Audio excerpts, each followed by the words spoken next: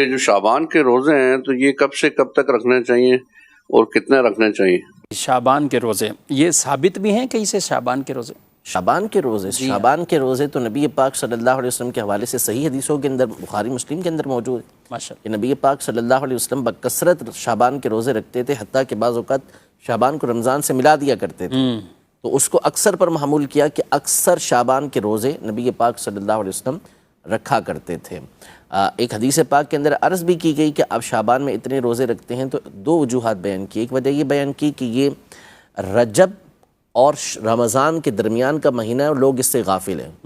یہ سنن نسائی کی حدیث مبارکہ ہے۔ اس سے علماء نے شعبان کے روزوں کی فضیلت بھی ثابت کی اور رجب کے روزوں کی فضیلت بھی ثابت کی، اس لیے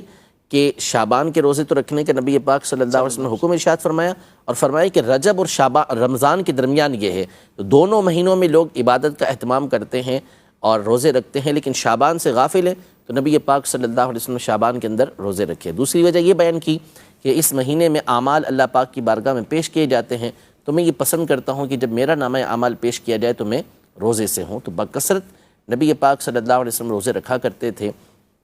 تو آپ جتنے چاہیں اس کے اندر روزے رکھیں، 1 رکھیں، 2 رکھیں، 3 رکھیں، 4 رکھیں، 10 15 20 رکھیں، تمام کا آپ کو اختیار ہے، اور بالخصوص جو 14 اور 15 تاریخ ہو اس کے اندر روزہ رکھیں کہ 15 تاریخ کی تو خاص طور پر فضیلت